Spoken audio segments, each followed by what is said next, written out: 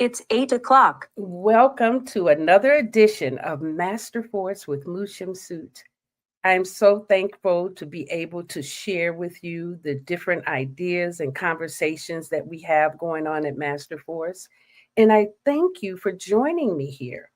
Now, today we're going to be talking with one of my amazing friends and a co coach with Master Force, Qiana, and we're talking about a woman's worth. Now, before we get into the conversation, I do want to speak a little bit about the cosmic weather because there is so much happening out there, right? We're just getting past, I don't know if you're still getting past that Gemini full moon that really revved us up. And now Neptune has gone direct, and we will start to be able to see things a little bit more clearly as we move into the solstice season. Okay. And I want you to start considering, what are you going to do for the solstice? Right. And as you know, this is Thankful Thursday. What three things are you thankful for? I am thankful for safe travels, health, and of course, my grandchildren. And then we love the female solution. So let's bring them to the stage.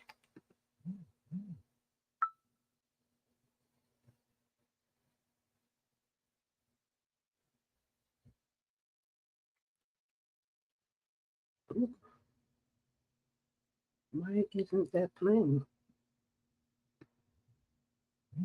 I'm sorry about that. That should have played. That's my intro. Let's try it again. Okay, I'm having some technical issues this morning. I apologize for that. You know, we get new with stuff and then we try it out, and if it doesn't work, we have to let it be what it is. So that did not work for me this time, and I will work on it next time. I'm not sure why the volume didn't work on that. So let's move on to our conversation, and we're going to be speaking with Qiana. And let me bring Qiana to the stage. Good morning, Good Qiana. How are you? morning. Thank you I'm so good. much for joining me. I'm glad that we have a chance. We haven't spoken together like this in a while, right? Yes, it's always good when we come together. I'm excited. I'm excited too. So, I want everyone to get an idea of who you are before we get into our topic. So, if you would just go ahead and kind of share, a little bit about your adventure. I like to talk about the different ways that you've contributed to Masterforce, but you contribute in a lot of places. So, let people know who you are and what you're up to.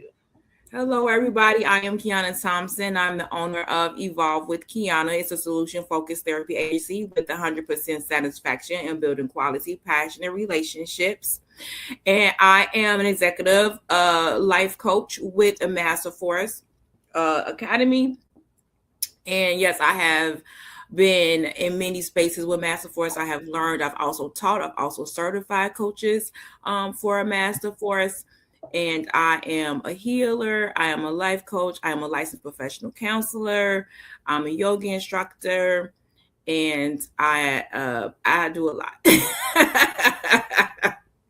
You do a lot, and you have done a lot. I mean, you have shared so much of your knowledge and your energy, right? And then you do readings, right? Yes, I do spiritual energy card readings. I go live once a week on Facebook. I'm expanding that to YouTube, Facebook, and TikTok. So if you follow me on any of those platforms, you will see me going live every week, giving people card readings, a general card reading for everyone live. And it's a lot of fun. It's very inspirational. It's a lot of fun. We laugh a lot, we joke a lot, but we get some inspiration, motivation going too. Wonderful. And now we're actually going into a completely different conversation. We're going to be talking about a woman's worth. Now, when we first started getting through or sharing what we wanted to do with this conversation, what did you think about, as you were creating your thoughts around this, what came to mind for you about a woman's worth? The importance of it and the importance of decentering external influences. I think that was the biggest thing. I think that has been my journey yet last year, like 2025, coming to the 2025 calendar year, but also just thinking about a woman's worth in from birth to wherever you are now, right? And looking back of all the things that you've done, accomplished, been through trauma, it's everything. And it's like really coming to a place of knowing what your worth is. It's such an amazing process. So just thinking over everything, I was like, wow, this could be, this gonna be a very deep conversation because where my worth is today wasn't there 20 years ago, right? Mm. And vice versa, right? So every situation for women, every evolution, every change in space, you just learn a little bit more about yourself, but you learn a little bit more about women and sisterhood. And so it's just a beautiful process, I think, overall. So those were some of the things that was coming up for me. That's good. And it's interesting because I don't think we give ourselves permission to have that type of conversation, I right? agree. To even consider what is it that I can talk about and be about for myself to raise my own value. And it's not a value, right, about what other people think. That value is really who I see, right? What it is about myself. And it's important for us to do that kind of assessment because, like you said, otherwise we'll always be looking out here. We'll always be looking outside to see what's happening, right? Yes. Excellent. So now let's break this down a little bit, okay? Mm-hmm. Now we have the conversation about how we look and all that, and this has nothing to do with that conversation. This is more about the character. So we're going to look at the different archetypes, right? So you want to lay those archetypes out and then we'll break them down. So we are going to be looking at the strong Black woman, Black girl magic, the carefree Black girl, the angry Black woman, and the healer. Now, Qiana, which one of those would you say you've been? All of them. And where are you? Where are you today? That's a good question. I think I'm falling somewhere between the Black girl magic and the healer. I think I'm always the healer. I've been that. I think I've always been a healer. That's who I am. So I think I'm always falling in between that. It's kind of like you're embracing it. You're allowing yourself to embrace it. Is that more what it is? And I've grown in it, right? So I've learned more things. You learn a little bit more of your magic. You learn a bit more of healing. And so, you continue to embrace it and just be more free, I guess. I think I'm in a very freeing space. Excellent. Yes. And when I was going through this and I was looking, I've always been that strong Black woman. I don't know if I don't know how not to be that. And I'm embracing that healer piece. But the angry Black woman is something that I had to learn to give myself permission for. Because I did not want to be seen again, that outside focus. I did not want to be seen as the angry Black woman, but sometimes it's appropriate. It really is. It really is. We have to be angry sometimes. That's an emotion. That's a feeling, right? Yes. So it's definitely necessary. Yes. Otherwise, you end up internalizing that sickness for yourself. Exactly. And it shows up in other ways. Now, let's actually go ahead and begin to look at some of the ways that we define these roles. And I would like for our listeners to really consider and see if you can see yourself in these, right? See yourself. So let's go ahead with the strong Black woman. Let's start there. The strong Black woman, let's see. So the strong Black woman, I feel like this archetype for me, I think that in some space or another, we probably start this one with our girls really young. So the strong Black woman really is a little girl, right? Because right away, Black girls are more sexualized, more parentified, and different things when we're young. And so at times when people are saying, oh, strong Black women, we're really talking about little girls. And I think that as strong Black women get older, and we start actually becoming a woman, it's just ingrained in program that this is how we have to be. We have to take care of everybody. We have to figure it out. We have to be resourceful. And don't get me wrong, a lot of these things are innately, a part of us, but the way that is indoctrinated into us that we have to take care of other people to our detriment. So it becomes like you have on like survival, right? But leadership, community pillar, very high stress, can definitely be depressed. And it starts at young ages. It starts with our young girls. Ages. That reminded me, Qiana, when you were talking of the little girl, I'm sure that somebody have seen it where a guy in Detroit saw a little girl walking to school in the cold, 10 blocks in the snow, no boots on, no hat, no gloves. And he cried at the end when he got her to the school. That survival right there, that's where that starts. That's exactly where it starts. It starts most times, most things starts at home, right? That's our first learning ground. That's our first initiation. So I definitely believe that the strong Black woman is built in little girls first. And then we just keep carrying it and carrying it and carrying the weight on our shoulders of taking care of other people, of figuring it out, of surviving. And so it just becomes a character. It becomes a literal character of who you are. There's also, they were making these videos, this might have been a little while ago, maybe earlier this year or last year, where they were saying like, if you're in trouble, telling kids of other ethnicities and races, if you're in trouble, look for a Black woman. They'll like, because they'll help you. And it was like, wait. Yeah, look for a Black woman, look for a Black man. I remember that. Yeah. So it was like, oh, okay. So,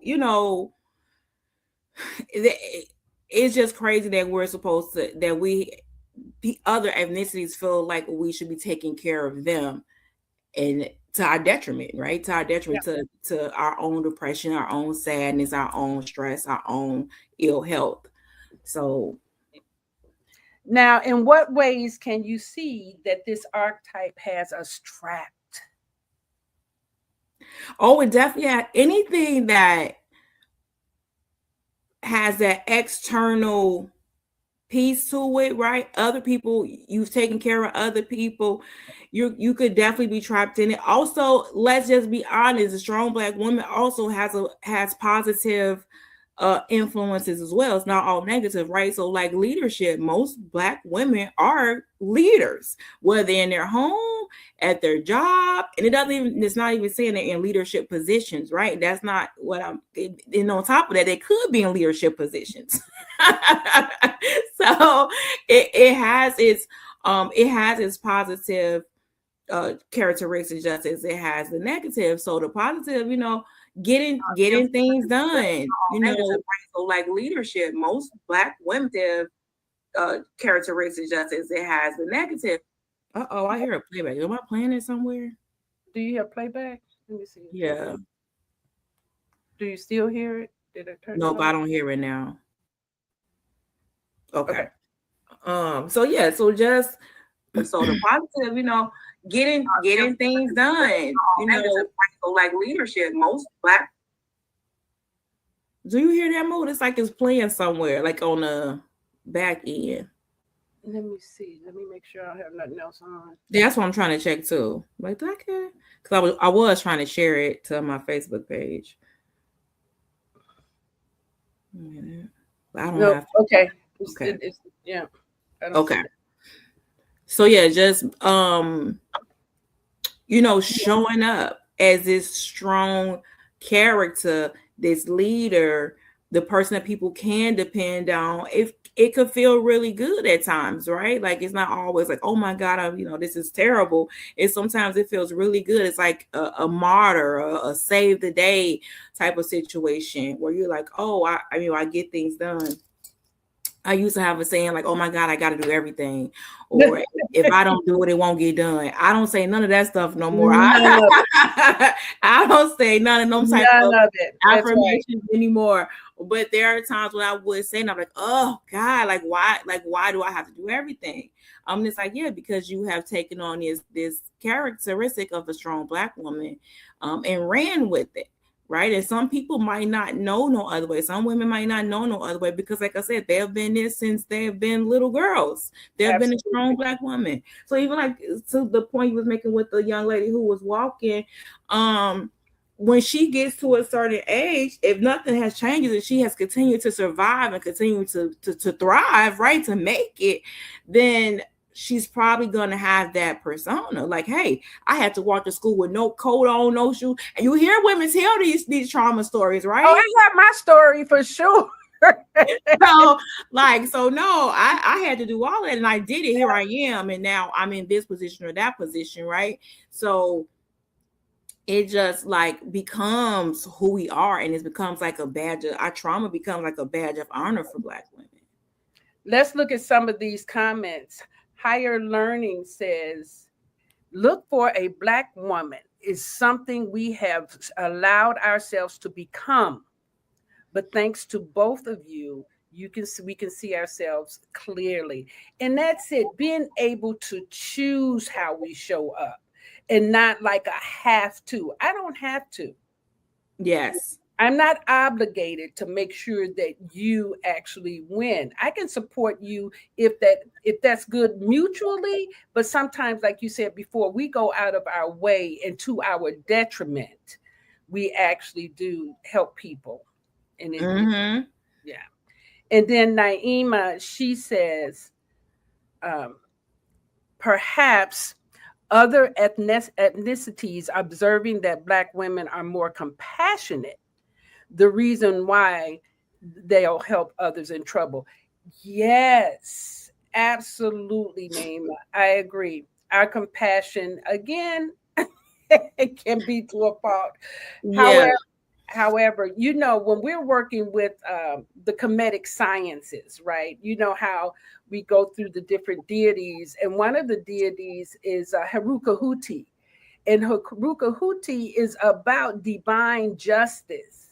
And divine justice says that just because someone is asking for your help does not always mean you should help them.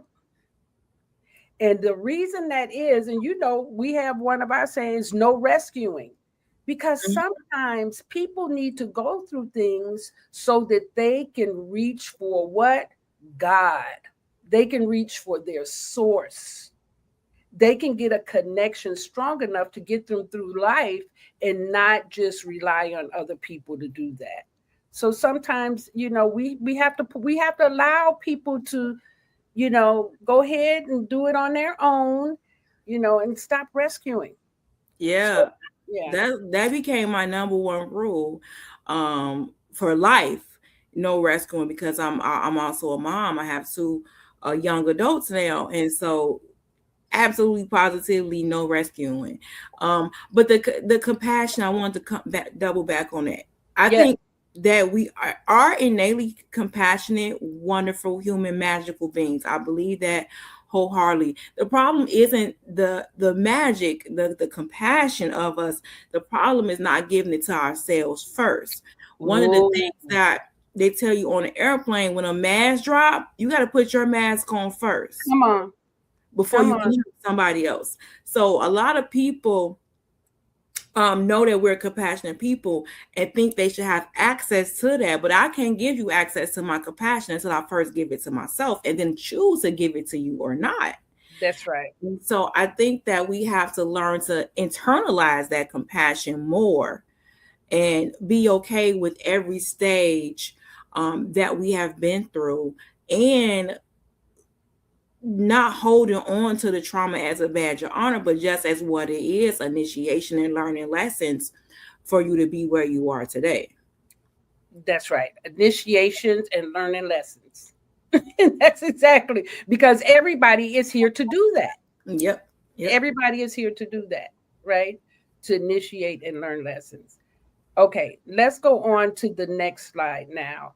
And we're going to actually get into um, the black girl magic because that really is kind of like where the high points are.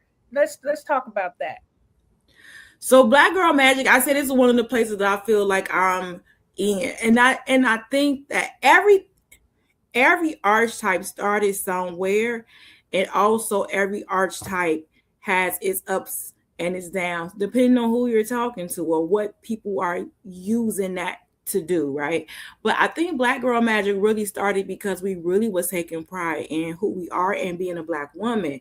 And there's been many times over the centuries where we have seen this come into fruition with embracing our hair, with fighting for, different women rights, with just becoming more independent as human beings and as women. So I think that that's kind of where we've seen it throughout time and throughout history, where Black women have shown up and been very proud of who they are. And then I think that a lot of times people, oppressors have tried to like tamper it. Like it's okay because the magic, our melanin rules the world. It keeps the world going.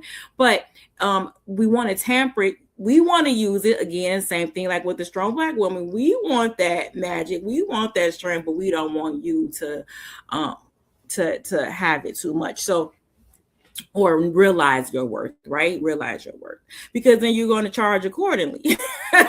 So they don't want that, but it's definitely an excellence. It's definitely a more of a sisterhood, right? So I think the patriarchy of our systems keep women pitted against each other, but in actuality, women are more community and need to come together, right, to help each other and to uplift each other, and even something simple as have fun and have these type of conversations. Since I have turned, I think when I turned 44, I started going into like a perimenopause. I had no idea what it was. I didn't know what was happening to me. I just thought it was just a run of the mill like aches and pains. And then I was like, man, something is really wrong with me. And it took my partner to say, hey, I don't think something right. Like you are like drenched in sweat. Like what's happening? And I was like, I don't know. So, but having a conversation, like, oh yeah, girl, this is this and this is that. And I'm like, oh, no one told me. So having more conversations and being more in sisterhood is, I think, is a big part of Black Girl Magic. Because I was going to say, the whole menopause, perimenopause was designed by men doctors. We do not pause. Right. We do not pause. And men, y'all might pause, okay, and we might pause on y'all, but we don't pause. That's what I was going to say. It's really pausing on them. Yeah, but what happens is it's just our hormones are changing. Yeah. And they don't have those same, right. That's right. And it's the same thing that happens when we're going from 13 to 14, right? And we get the pimples and we get and then we don't want to be bothered. And parents say we have an attitude. Well, the same thing happens as we get older when our body says, oh, we don't need any of these systems because we're not delivering children anymore. We're not having children. So, and the body starts moving it into a different place. Yes. So all you have to do is get you some fenugreek, some royal jelly, some wormwood. All of those things will make a difference. It's not menopause. Exactly. And so in having those conversations, like when you had told me something, I was like, oh, okay. And so other women were telling me things. And so now I have a whole supplement regimen. I know way more about it. I'm embracing it. I'm actually looking forward to it. It's exciting. I'm like, oh, this is exciting. It's another initiation. It's more wisdom. And like you want to come into that phase where you've been through a lot. And so now you have, much to offer to other women, to community, to to the world. So it's actually amazing. So Black Girl Magic, I think, is really, really amazing. And I do think more women are embracing it. And that's a good thing. You know, more business owners. I think we're moving more towards the internalizing it instead of doing it for performance or get attention. We really are looking for what is it about me that is about me, and not so much, hey, do you see me? You know, we're moving away from that a little bit. Yeah, we are. And it's so funny. Like when I have clients, when I see certain beautiful melanated women, before they even open their mouth, I'm like, okay, she probably got 4 degrees. She didn't have a business. She didn't probably. I already know. And then they start talking, I'll be like, I knew it. I knew it. It never fails. Like it's like the magic of the Black woman is really amazing, and it is captivating. So I do get, you know what I'm saying, the captivation of it, because I'm captivated by it. It really is like you already know this person is, you know, intelligence, right? Personified. So absolutely, it's wonderful. And then when we go to the carefree Black girl, now you said you find yourself there too, right? Yeah. I think that when I think of just carefree Black, I just think of someone that's able to have fun, right? Because a strong Black woman, she's not able to have fun. She has to be very responsible. Black Girl Magic, she actually doesn't get to have a whole lot of fun either.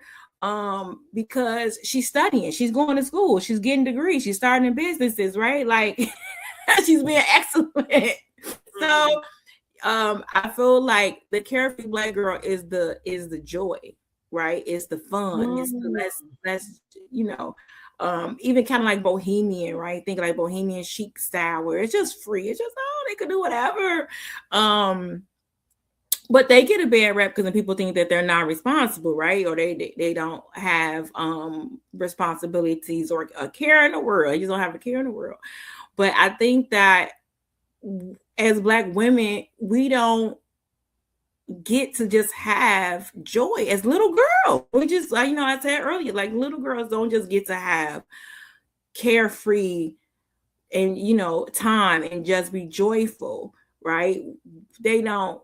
We don't get that often, really depending on your upbringing, but 9 times out of 10, we just don't get that.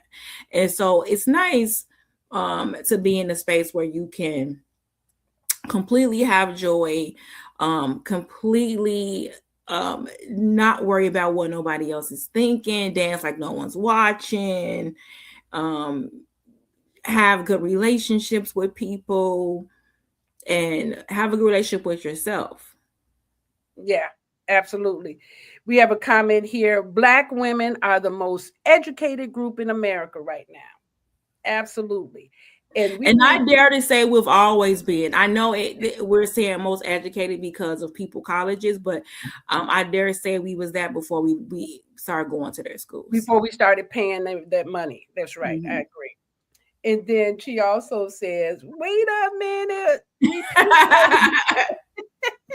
Oh yeah. So the herbs, yeah. So you want to get you some royal jelly, you want to get some primrose with black cohosh, use wormwood. What's some more? I can't think. Royal jelly, royal jelly, fenugreek. Yeah. Creatine. And all of those, creatine. Oh, definitely creatine. That will keep your muscles toned. Nothing like some strong. They say? They say that your aging starts in the thighs. Yeah, so aging starts in the thighs. So, all right, so we're gonna continue this conversation. I'm going to see if I can now play a commercial. So let's see it, and we'll be right back, guys. Leaders of nonprofits empowering worlds. Let's go. But the vision that God gave me, I felt that it was time for me to step out and work on the vision that God gave me. We need look no further. We have a unique voice. We have a unique talent pool.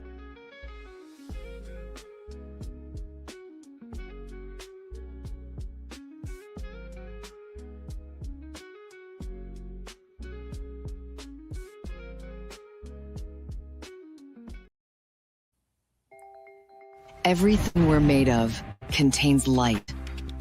From the sun that feeds our world to the energy that flows within us.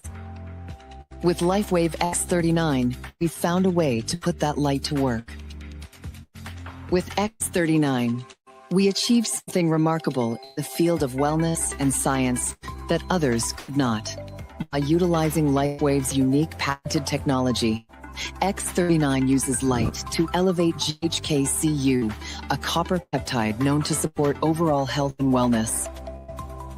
Unlike traditional light therapy, X39 uses the body's own infrared light to naturally increase vitality. By gently stimulating the skin with light, our non-invasive, non-transdermal X39 patches help you conquer your active lifestyle and pave a new way to vibrant health. Wonderful. That sounds like an interesting product, doesn't it? Mm-hmm. It does. Okay, well, let's continue. We have a couple of more of these to get through. Here's my favorite, the angry Black woman. I know, excuse me, I know when they first started playing the Real Housewives, Mm-hmm. I was so irritated by that, display. Like, that's not how we act. What are you? So let's go ahead and talk about the angry Black woman.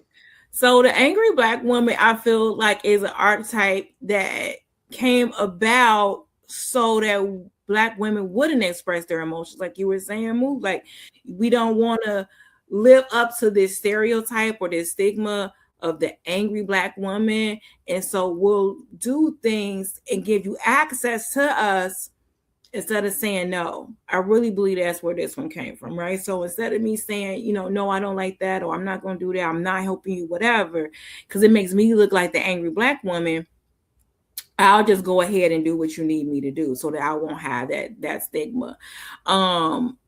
It's definitely used to silence, right? Just be quiet. Just don't say nothing. Just hold it in.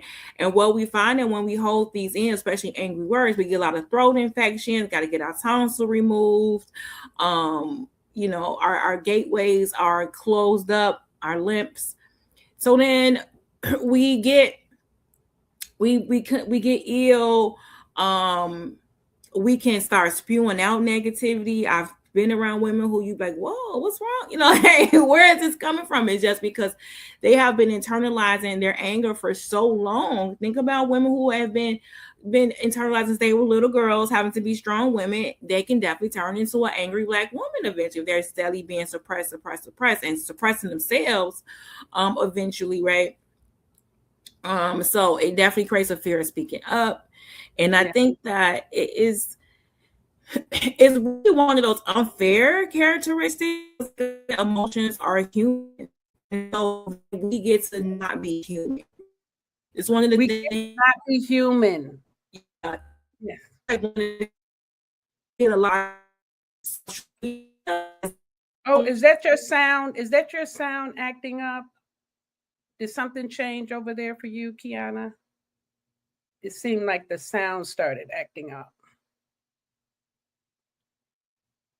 Can you hear me, Qiana? Let's see what's going on here. Maybe her sound. But I can't hear you. Okay, can you hear me now? Yes. Is that? I can hear you. Can you hear me? Okay. Yes. Okay. The angry Black woman. Okay. I'm sorry to say I'm through me off. I was like, wait, what's happening? Right. Oh, there's something happening over there. Is it your internet maybe? Yeah, it's doing something weird. And I don't even know why. Hold on, let me just move like. It could be the weather. I mean, we're in the wintertime in Chicago. You are. Yeah. It's been snowing and raining and all type of stuff. Mm-hmm. Okay. Can you guys hear me okay? Can you see and hear me okay? We can hear you, yes. Okay. So now you want to go back to the angry Black woman. Mm-hmm.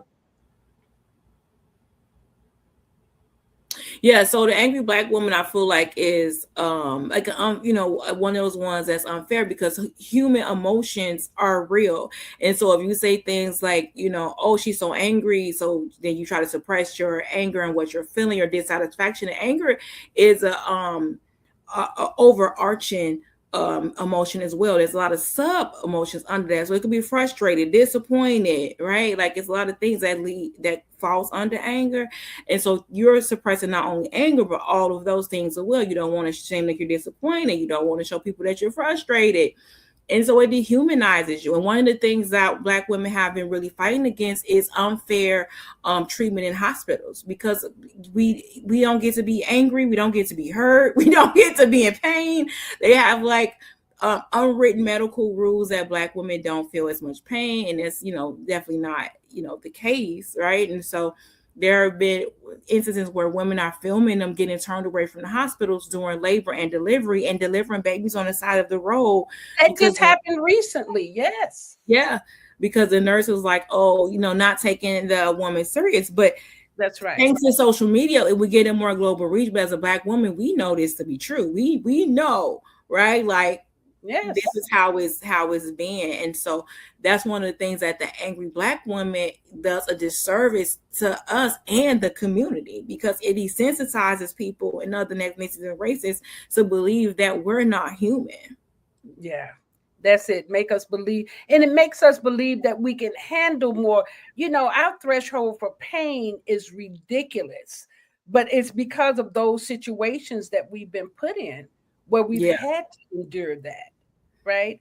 But if we continue to do that, we literally destroy our bodies. We destroy literally. Mm-hmm. Yeah. So what are some of the things that you do when you're confronting your anger? Assess, right? Because sometimes you can be angry, and you have to. For me, I have to figure out, my angry for internally, is there something going on inside of me that I need to check on, right? And check in and see what's happening. Am I being triggered? Am I, being a little something? And then after I do that check and realize it's not me, we're going to have a conversation. And that's all. We just need to have a conversation. But that's it. Let me check and see where I am. It starts with who? It starts with me.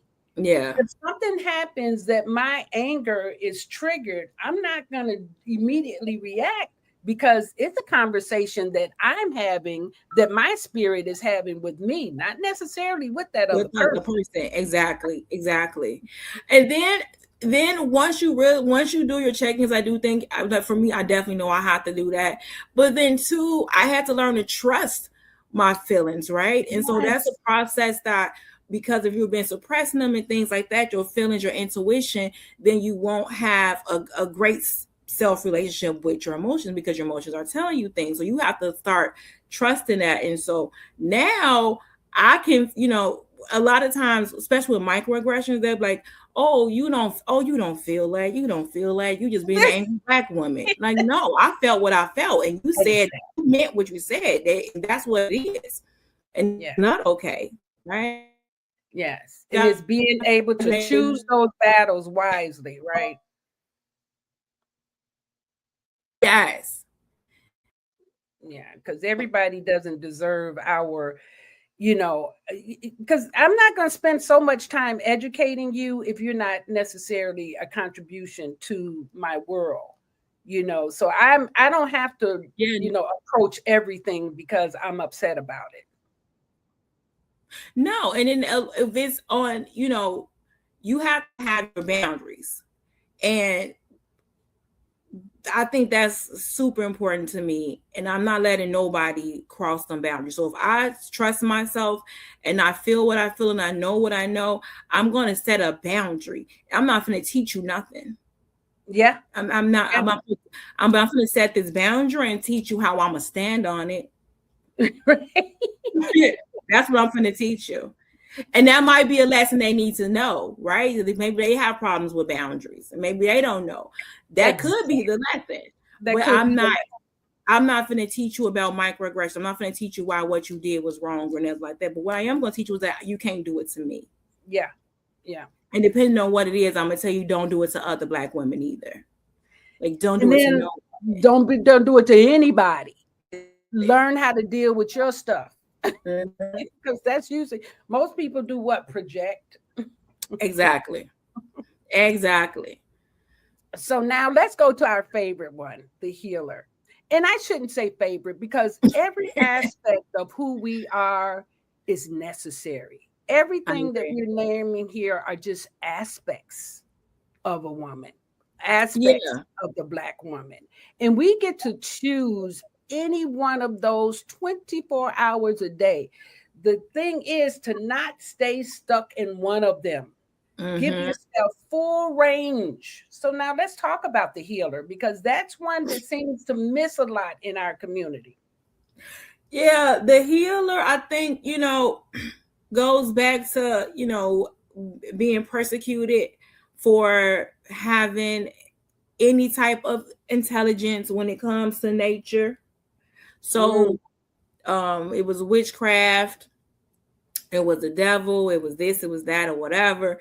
And so again, a lot of suppression. A lot of Black women are natural healers, but because of things that we have been persecuted for, we have really squashed this down. And now I do feel like more is coming out, and it's a beautiful thing. I feel like more women are coming into their healing and like in whatever aspect that look like. I have a friend who is like a healer, and she's learning how to heal herself, and she's like gun home tea. She be making teas, and she's like, oh my God, I make these great teas. And so she got a tea for everything now. It's just really wonderful to watch. But being very nurturing and supporting, right? So remember, if you're the strong Black woman, the angry Black woman, even a carefree Black woman, you're not really nurturing anything or anybody. You're not really nurturing yourself. You don't know how a lot of times to nurture yourself. So these are things you have to learn. If you're not taught, you have to learn these things of how to nurture yourself, how to take care of yourself, how to support yourself, so that you can then, if you choose, share it with other people. But the healer can also be abused, of course. A lot of times when healing women can also get stuck in a place where that's all they're known for. And I'm not that type of healer. And you don't get access to me just because I'm a healer either. I feel like healers need to cut themselves off even more so from access, and be very protective of it, because people will continue to try to pull if you let them, if you don't have boundaries. And you have to first take care and nurture yourself before you can do anything with anybody else. Yeah, that's a really good point that you made, that even though we have access to those other aspects, we're not nurturing ourselves. It's not sustainable to always be the angry Black woman, to always be carefree, to always be in Black girl magic, simply because we don't have the downtime. Nurturing requires you to do what? Be still. Be quiet. Yeah. So now when you're looking, and I love that you spoke about your friend being a healer, and we all have that, right? We all have the ability to heal, but how do we access that? How do we get to that? Ooh, you okay over there? Sorry, excuse me. Yeah. I've had the craziest winter allergies. Yeah, that's But how do you access it? You have to go within. You definitely have to go within. I know y'all like, what the heck does that mean? Sit down, be quiet somewhere, okay? And think about your life. Think about the things that you have done. Think about the things that you have learned. Think about the things that you have been through. And then you can start to see you've already been accessing it. You've already been using it. I told the story all the time. When I was about 8 years old, I had a throat infection.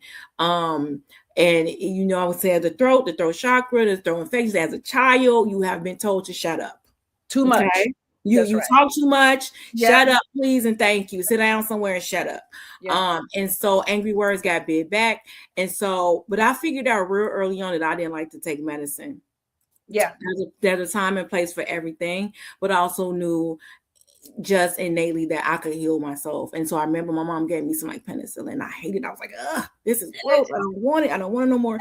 And the next day, like 2 days later, I wasn't taking no more. So you're supposed to take it for like 7 days or something else. She gave it one time. And I was like, oh no, I'm not doing that. And then I got better. I healed myself. I was like, yeah. And so I knew from a very, very early on that I could heal if I needed that I needed to, right? But I didn't tap into that until years later, right? Like, so you already are, is what I'm saying. You already are access. You already have everything that you need inside of you. And you just have to sometimes go back and look and think like, oh, right. I remember I had broke a bone when I was a kid and I just jumped back up and kept playing. Right. I fell off a bike before, cut my whole leg up. I probably needed stitches and everything. I don't even know. And to this day, there's no scar, there's no nothing. I was a kid, right, at this time. So looking back and going, oh, right. I already have this. I already do it. So now let's tap in intentionally. Now, once you go back and look over and see all the great healing that you have done, whether it was emotional healing, right? You had to cry yourself to sleep sometimes. If you whatever, you just look back and go, oh, I made it through that. Oh, right, because I was tapping into a resource that I couldn't name, right, but it was in me. It was in you. And that's it. Because we don't have the name for it, or the names that we were given for it were so negative that we didn't look at that. But now we actually get to see, all we have to do is discover it.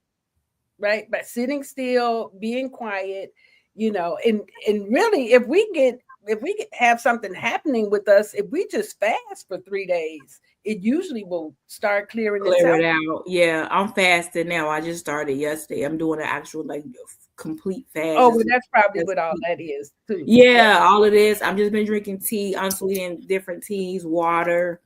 Yes. Yeah. Now, Qiana, we've looked at these different facets of the Black woman, and I know that you've been in the corporate arena. Can you see how these have played out? Have you had any experiences seeing these played out in the different jobs that you've had over time? Oh yeah. I've been working since I was 13.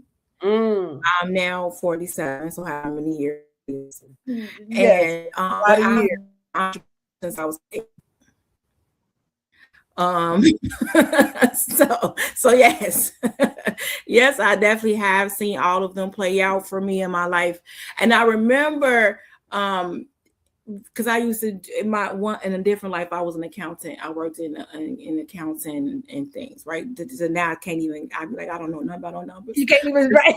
It's so funny. Like I really did work in that. Don't tell me about assets and debits. I don't want to do nothing. I don't want to hear nothing about it. But I did work there for a long time, and I didn't like the politics of it, the day in and day out. Just not so much the job. Well, the job was kind of boring too, but not so much the job though. But the atmosphere, the environment, the things that people would say to me, and I did. The microaggressions that I didn't know about in my 20s versus now at 47, right? So now I understand and I know to trust myself with these things. And so, yeah, I was like, I'm never working in corporate. I'm never doing that ever again. And so I went back to school and became a counselor. And it's still corporate, not for profit, still corporate. It's just I found out the hard way, like, oh, this is still corporate. It's actually more red tape, but okay. Exactly. And so yeah, and I've seen how it play out because I'm in a field that is predominantly Black women, honestly. and it's one of the most underpaid fields, right? It's one of the most educated fields, what they were just talking about, like changing the professions of counseling, teaching, things like that, because it's not a professional. So it's one of the most educated fields, and it's also one of the most predominantly Black women fields. So yeah, I've seen a lot. I've learned a lot, and I think like I said, where I'm at now, I just meet people and myself where we are, and I go like, hey, what's this lesson that I need to get? And then if it's too crazy, I might call you, Moo, and say, Moo, I'm about to snap, crackle, and pop. Help me. And you'll be like, okay, now what's the lesson you supposed to be getting? What have we coming up for you before? You go right in. You go right in. I'm like, ooh, okay, help me, because I'm ready to be like, because it is rough, right? It can be hard sometimes, and we are human, and we do have feelings, and we are smart, and we do get sad. We are happy. So we have all of the emotions that everybody else have. We have them too. And so I definitely think having people that get your spirituality, having people that get having fun, having people that get being said, surrounded by you. And that's why I said that sisterhood community is so important. I have so many sisterhoods and so much community, because it's just a beautiful space to be in. Because we naturally nurture each other. I was thinking about the work that we did, I think about 10 years ago, when we were talking about tumors, and how usually tumors, fibroid tumors, and all those cysts, they usually show up on women of color, right? So not just Black women, but women, of different nationalities, but they have a lot of more melanin, right? Mm-hmm. And when we looked at Louise Hayes, one of the things that we realized is that tumors come from not feeling like your gifts are accepted. So what did that do? That means that you grow this big energy in your body because you don't feel like you can contribute to the world. So you just kind of keep everything inside, but it grows inside. So one of the things that we have to do is to really learn how to give our gifts regardless to if people want them or not. Mm-hmm. That's where the suppression lies. It's like, nope, I don't want that. And so if they don't want it, we just go back and we kind of, like you said, we suppress it, we sulk inside and that, and then our bodies just take it on. But it's our soul trying to tell us, no, get out there and give yourself. It's a gift. That means you give it. Share it. Mm-hmm. Share it. And don't worry about, because we already know that all of those things that the system is rigged to do, it doesn't have to affect me. Exactly. So what are some of the things that you do in the corporate arena to keep yourself in the giving, when there's no acknowledgement of your skills, your gifts? How do you stay there? So sometimes it's not easy, right? But my Black girl magic, right, is to do all things in excellence, whether no one watching or not, right? And so at the end of the day, I know that I have to lead by example. This is my purpose. I have to lead by example. That Queen of Spades. Yeah, exactly. And I have to show up every single day for myself. I have to show up. And so if I am helping people and I have to show up every day, I have to take care of myself. Yes. And you just never know. A lot of my clients will say things like, I feel so much better after talking to you. I was so, I didn't know what to expect, or I was so worried. But just they're talking about they feel better in their life, their situation. Absolutely. I help people with transitions a lot. So that's right. Career, divorce, motherhood, perimenopause, whatever that next thing, whatever you're going through, that transition piece, that's where I found I help a lot of people. So I just have to keep remembering that it's not about me or that person per se, and it's about the purpose. It's about my contribution to the world. And even if it's just a good morning, because I cut my computer on and said good morning to somebody, if that was what I was supposed to do today, then great. Good. I'm showing up even when I don't want to. And even taking the time to be like, okay, I need to fast. I need to create some stem cells. I got to heal some things, and like being honest with myself and go, okay, you doing too much. Slow down and show up for yourself, right? So taking the time to make the tea, taking the time to have these conversations, taking the time to take a nap.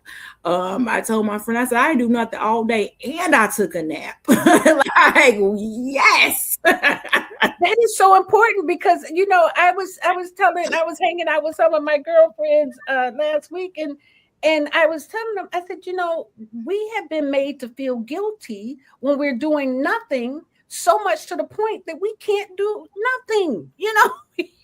Yeah, it's like, oh my God, I'm not doing. And one of the things with all of the archetypes, even the carefree, they're doing something all the time. Doing. Yes. The healer, the carefree, the angry black, the strong, all of them are always doing. They're never just being. Yes. And so we have to learn how to just be and flow. And now, like I said, I've come to a place where I'm doing just that every day. I just like, okay, let's see what's happening today, right? And then I just see what's happening. But I get to be and show up how I need to show up every single day, and I just go with it. What are some of your spiritual tools as we get down to the last few minutes of our conversation? What are some of the? Oh, wait a minute. Here you go.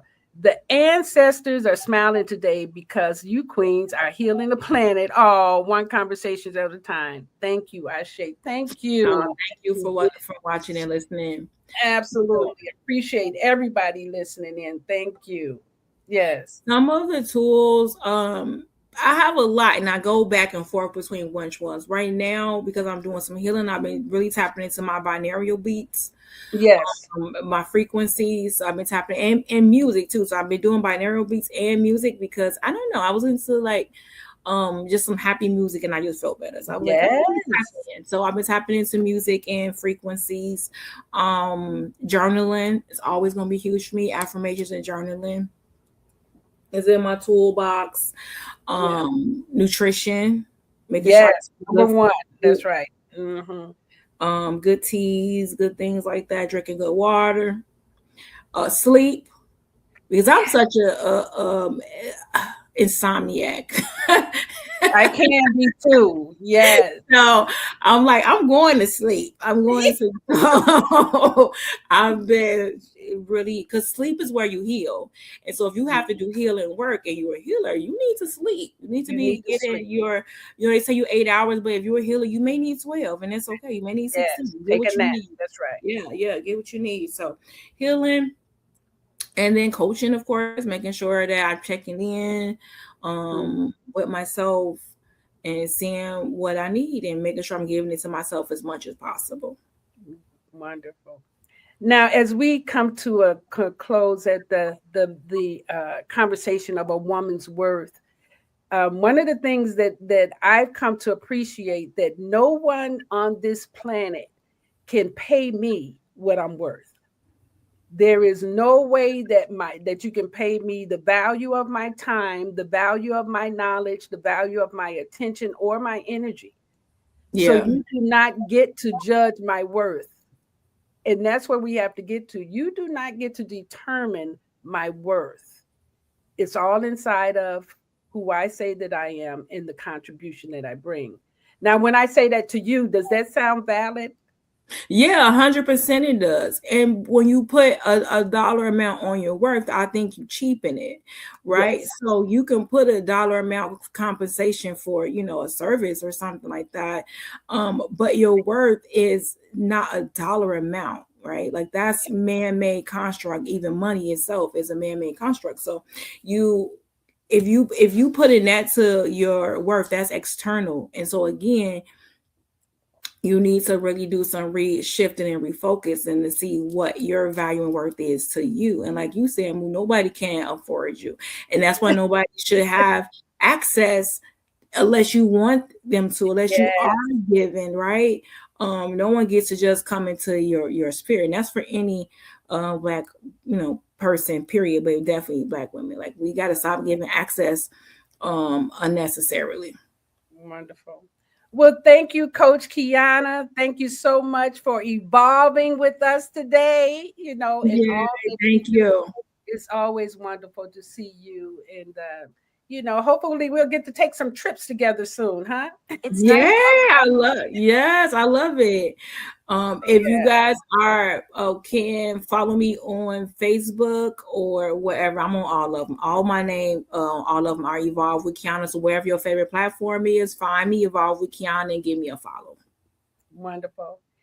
And we'll be back next week talking to some other amazing people about mastering their life force or Master Force with Mushim Sut. See you then.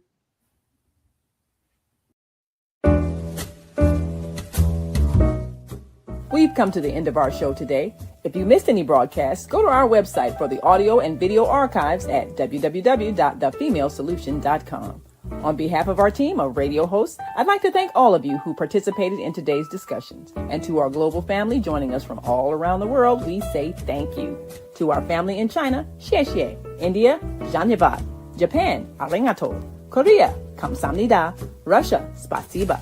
Germany, danke. Poland, dziękuję. France, merci. Spain, gracias. Italy, grazie. Egypt, shukran. Ghana, madasi. Nigeria, eshe. South Africa, Ngiyabonga. Senegal, Jaref. Kenya, Asante. Israel, Toda. Pakistan, Shukriya. Afghanistan, Tashakur. Saudi Arabia and Palestine, Shukran. Assalamu alaikum wa rahmatullahi wa barakatuhu. Thank you, and may peace be upon you and the mercy of God and God's blessings.